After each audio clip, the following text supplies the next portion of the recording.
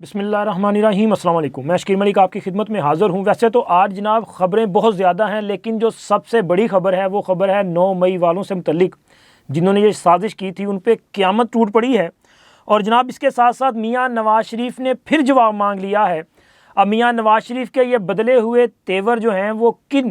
حالات کی طرف اشارہ کر رہے ہیں، اور اس کے ساتھ ساتھ چیف جسٹس صاحب کی جو غضب ناک وہ ہوئے ہیں، آخر یہ ماجرا کیا ہے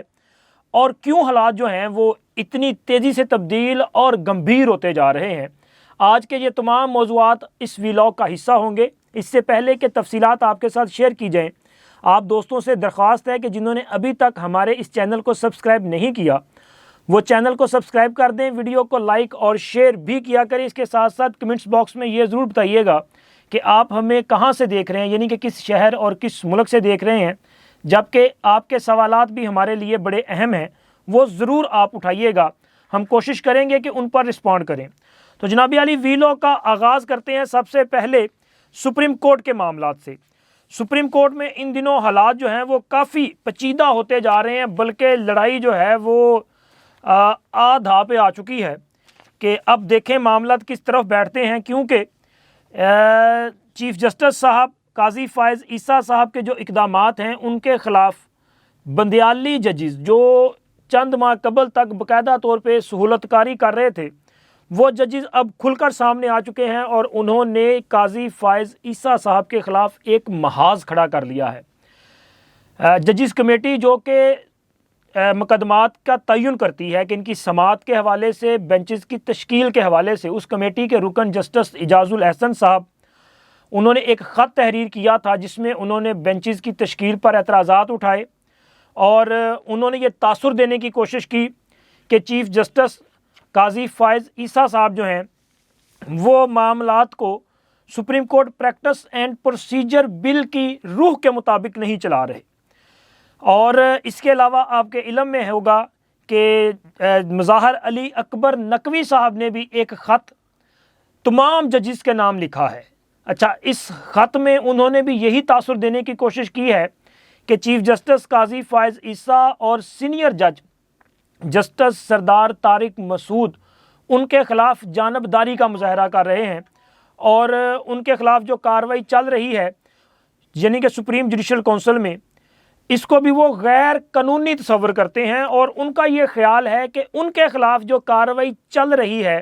یہ بنیادی طور پہ عدلیہ پر حملہ ہے اور عدلیہ کے خلاف کارروائی ہے، اور وہ ججز کو بڑے جذباتی انداز میں خط لکھتے ہوئے یہ کہتے ہیں کہ جی آخر کار سپریم کورٹ کب اٹھے گی۔ اچھا، یہ بڑی بات ہے، مطلب مظاہر علی اکبر نقوی صاحب یہ سمجھتے ہیں کہ ان کا جو کنڈکٹ ہے، ان کا جو کردار ہے وہ اس لیول کا ہے کہ ججز اور عوام ان کے لیے اٹھ کھڑے ہوں اور ان کے لیے جناب وہ سینہ سپر ہو جائیں۔ تو جناب علی اس کے لیے ضروری ہے کہ آپ کا دامن صاف ہونا چاہیے۔ جسٹس مظاہر علی اکبر نقوی صاحب پر جو الزامات ہیں وہ بڑے سنگین نوعیت کے الزامات ہیں۔ ان کو اعتراض یہ ہے کہ سردار طارق مسعود صاحب نے اور قاضی فائز عیسیٰ صاحب نے جو سابقہ چیف جسٹس تھے عمر عطا بندیال، ان کو تجویز دی تھی کہ مظاہر علی اکبر نقوی کے خلاف کارروائی کا آغاز ہونا چاہیے، لیکن خیر انہوں نے نہیں کیا تھا، کیونکہ انہوں نے کارروائی کا آغاز کرنے کی بجائے نقوی صاحب کو اپنے ساتھ بٹھا کے سب کو پیغام دیا تھا کہ میں تو ان کے ساتھ ہوں۔ تو انہوں نے تو کارروائی کا آغاز نہیں کیا، لیکن اب جب ان کے خلاف کارروائی کا آغاز ہوا ہے تو مظاہر علی اکبر نقوی صاحب اور اسی دھڑے کے جو دیگر ججز ہیں جیسے کہ اعجاز الاحسن صاحب جو ہیں وہ کھل کر سامنے آ چکے ہیں اور خط و کتابت بھی کر رہے ہیں۔ لیکن چیف جسٹس جناب جسٹس قاضی فائز عیسیٰ صاحب نے جو جواب دیا ہے وہ بڑا کمال ہے۔ ایک تو مظاہر علی اکبر نقوی صاحب کا جو کیس ہے، جو انہوں نے درخواستیں دائر کی ہیں، اس پر آپ کو پتہ ہے کہ بینچ تشکیل دیا جا چکا ہے۔ جو بینچ جو ہے وہ اس پر سماعت کرے گا،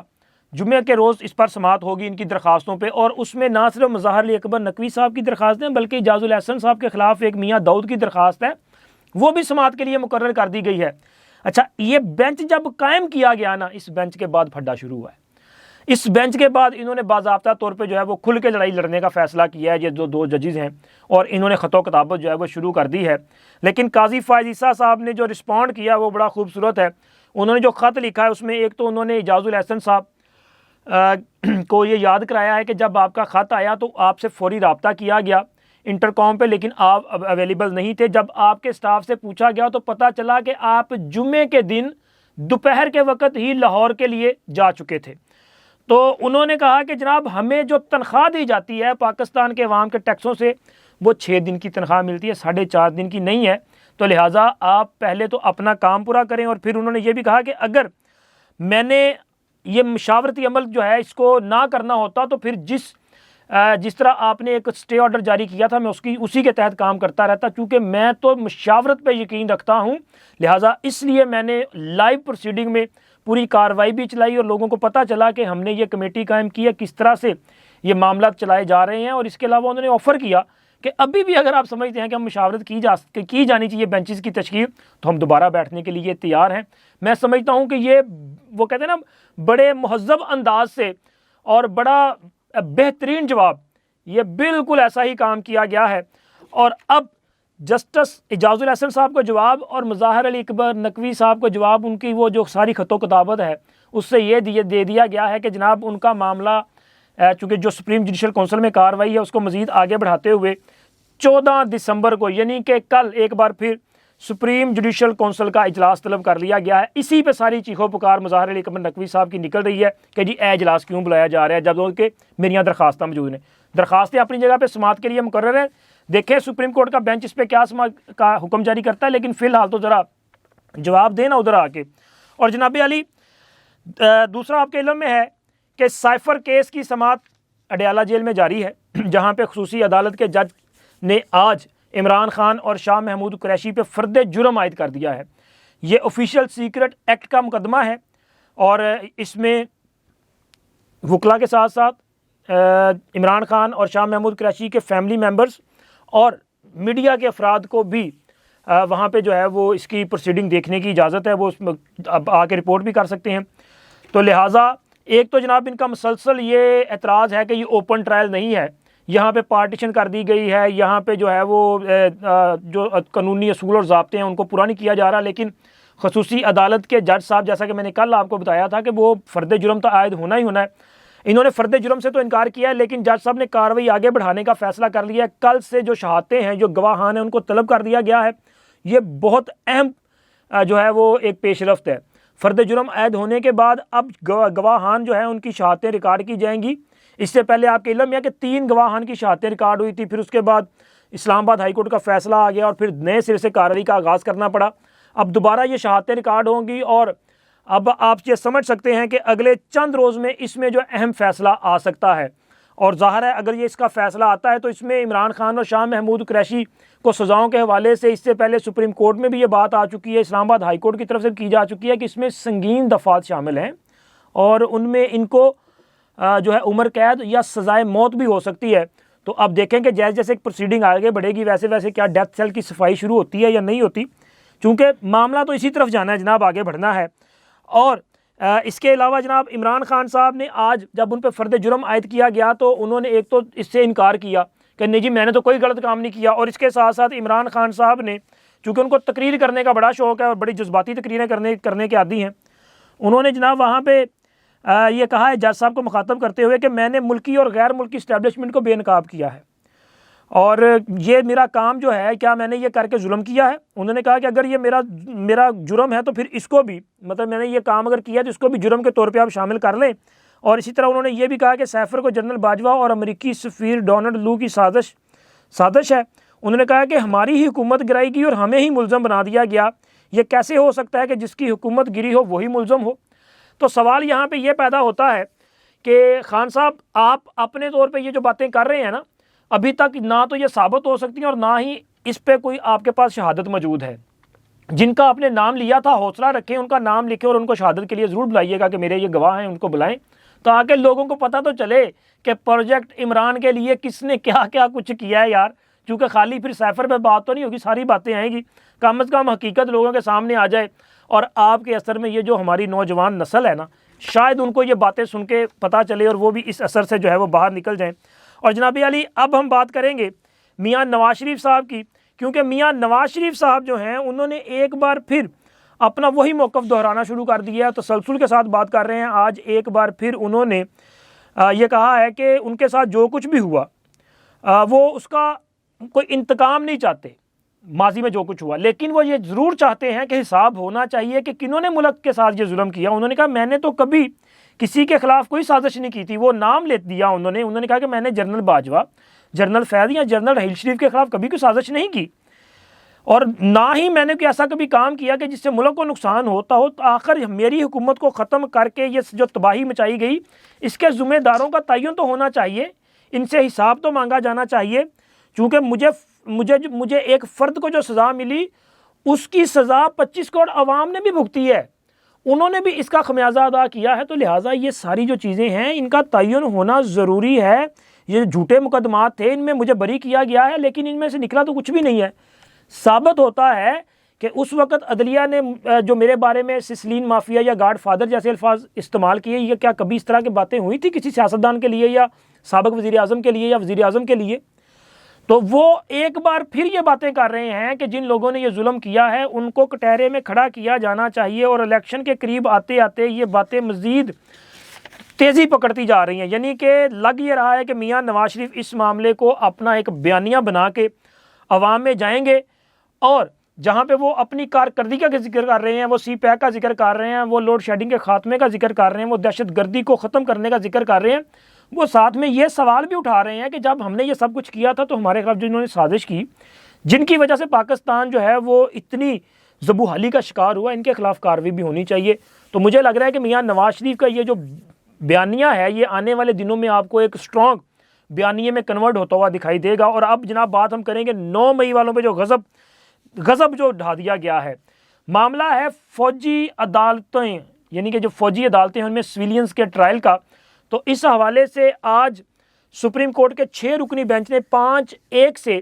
فیصلہ دیا ہے، اور جو حکم امتناع جاری کیا گیا تھا 5 رکنی بینچ کی طرف سے، وہ بھی 4-1 سے فیصلہ تھا، اس کو کالعدم قرار دے دیا ہے اور فوجی عدالتوں کو ٹرائل کی اجازت دے دی ہے۔ اچھا، میں فوجی عدالتوں میں جو سویلینز کے ٹرائل ہیں عام حالات میں اس کا حمایتی نہیں ہوں۔ میں سمجھتا ہوں کہ اس حوالے سے جو ہماری عدالتی نظام موجود ہے وہ بہتر پرفارم کر سکتا ہے، لیکن سوال یہاں پہ یہ پیدا ہوتا ہے کہ جو دہشت گرد ہیں ان کا پھر کیا کیا جائے گا، چونکہ اے پی ایس پہ جو حملہ ہوا تھا اس کے بعد فوجی عدالتیں قائم کی گئی تھیں، اور آپ دیکھیں کہ ان لوگوں کو بڑی تیزی سے ان کا ٹرائل بھی ہوئے، سزائیں بھی ہوئیں۔ تو اب بھی یہ جو معاملہ ہے یہ صرف ان لوگوں کے حد تک ہے کہ جو دہشت گردی، تخریب کاری، انتشاری سازشوں میں ملوث لوگ ہیں۔ اب اگر یہ کہہ دیا جائے کہ جی صرف 9 مئی کے جو لوگ ہیں ان کو سزا دینے کے لیے یہ سارا کام کیا جا رہا ہے، تو جب آپ نے یہ 5 رکنی بینچ میں 4 ججز نے جو فیصلہ دیا تھا جس میں آرمی ایکٹ کی بعض شقوں کو بھی معطل کر دیا تھا، اب سوال تو پھر یہ بنے گا نا، جیسے کہ سردار طارق مسعود صاحب نے بھی آج سوال اٹھایا کہ جنہوں نے ہمارے 23 بچے شہید کر دیے وہ بھی تو سویلین ہی ہوں گے، اب اگر ان کے خلاف ٹرائل کرنا ہے تو پھر کہاں پہ ٹرائل ہوگا؟ کیا ان کا جو ہے وہ ملٹری کورٹس میں ٹرائل نہیں ہوگا؟ تو یہ سوال بالکل جائز ہے، اور اس کے ساتھ ساتھ 9 مئی میں ان لوگوں کے ٹرائل کی بات کی جاتی ہے جو لوگ براہ راست فوجی تنصیبات پر حملوں میں ملوث ہیں، یعنی کہ جنہوں نے جا کے آگ لگائی، جنہوں نے توڑ پھوڑ کی، جنہوں نے حملے کیے، ان لوگوں کا۔ اب دیکھیں نا، اس 9 مئی کے واقعات میں مجموعی طور پہ کوئی 40-50 ہزار لوگ تو ملوث ہوگا پورے ملک میں نا، جنہوں نے احتجاج کیا، اس میں شرکت کی، لیکن 102 یا 103 مجموعی طور پہ لوگ ہیں جن کو باقاعدہ طور پہ وہ سی سی ٹی وی فوٹیج اور دیگر ایویڈنس کی موجودگی میں پن پوائنٹ کر کے شارٹ آؤٹ کیا گیا کہ جی ان کا ٹرائل جو ہے وہ کیا جائے گا، باقی لوگوں کا تو ٹرائل نہیں وہاں پہ کیا جا رہا۔ تو میرا یہ خیال ہے کہ یہ بھی ضروری ہے، کیونکہ یہ کوئی عام قسم کا معاملہ نہیں تھا 9 مئی والا، یہ باقاعدہ طور پہ پری پلانڈ منصوبہ تھا، اور اس منصوبے کے تحت فوج کو ٹارگٹ کر کے وہاں پہ اٹیکس کیے گئے، اور اس کے اندر کی جو سازش تھی وہ تو کھل چکی ہے نا، کہ سازش تو تھی آرمی چیف کے خلاف، بغاوت کی سازش ہی تھے، تاکہ فوجی جو ہیں وہ عوام کے ساتھ مل جائیں اور اس طرح کی ملک میں ایک جو ہے وہ انقلاب برپا ہو جائے، کوئی خونی قسم کا انقلاب، اور فوج بھی جو ہے وہ مطلب یہ بڑی خوفناک قسم کی صورتحال تھی۔ تو لہٰذا جو لوگ جن کو پن پوائنٹ کیا گیا ہے اور ان کے خلاف مضبوط ایویڈنس موجود ہیں ان کا ٹرائل فوجی عدالتوں میں ہوگا۔ اور آج سردار طارق مسعود صاحب بڑے دبنگ بھی نظر آئے، انہوں نے بڑے بھرپور قسم کے جواب بھی دیے ہیں، چونکہ ان پر اعتراض کیا گیا تھا، جسٹس جواد احمد خواجہ صاحب درخواست گزار ہیں، انہوں نے اعتراض کیا تھا، تو آج جب کہ اس کی سماعت کا آغاز ہوا، لطیف کھوسہ، اعتزاز احسن وغیرہ صاحب نے اس پہ اعتراض کیا، جی آپ پہ اعتراض ہے، تو انہوں نے کہا جی مجھ پہ اعتراض ہے لیکن جسٹس جواد احمد خواجہ صاحب کا فیصلہ ہی ہے کہ یہ جج کی ثوابدید ہے کہ وہ اگر اس پہ اعتراض کیا جائے تو وہ کیس سننے سے انکار کرتا ہے یا نہیں کرتا، یہ اس کی ثوابدید ہے، تو ان کا فیصلہ موجود ہے، لیکن میں کیس سننے سے انکار نہیں کرتا۔ جس پر دوبارہ اصرار کیا گیا جی آپ کیس نہ سنیں، تو انہوں نے کہا جاؤ جو کرنا ہے کر لو، میں تو نہیں اٹھنا، میں تو ادھر ہی بیٹھوں گا۔ تو اس سے یہ بھی کہا گیا جی آپ پھر بھی کیس سن رہے ہیں بیٹھ کے، تو انہوں نے کہا کھلو کے تھوڑی سننا ہے بھائی۔ یعنی کہ آج جو مزاج تھا نا، وہ بتا رہا تھا کہ جناب علی سردار طارق مسعود صاحب یہ فیصلہ کر کے بیٹھے ہیں کہ وہ کسی بھی صورت میں جو ہے وہ ان کے وہ کہتے ہیں پریشر میں نہیں آئیں گے، اور انہوں نے اس پہ آج جو فیصلہ کیا ہے وہ ظاہر ہے ڈیفینیٹلی اس میں آئین اور قانون کے مطابق ہی بات کی گئی ہوگی، لیکن فوجی عدالتوں کو اگر آپ تسلسل کے ساتھ قائم رکھیں تو میرا خیال ہے اس کی سپورٹ تو نہیں کی جا سکتی، لیکن اگر واقعات کی بنیاد پہ چند لوگوں کا ٹرائل کیا جانا ہے، جیسے کلبھوشن جیسے لوگ ہیں یا یہ جنہوں نے ابھی اٹیکس کیے ہیں، تو پھر ان کے لیے تو ان کا ٹرائل تو فوجی عدالتوں میں بننا چاہیے، اور یہی میرا خیال ہے کہ ایک بہتر پوزیشن ہوگی، لیکن عام طور پہ نہیں ہونا چاہیے۔ اب تک کے لیے اتنا ہی، اللہ حافظ۔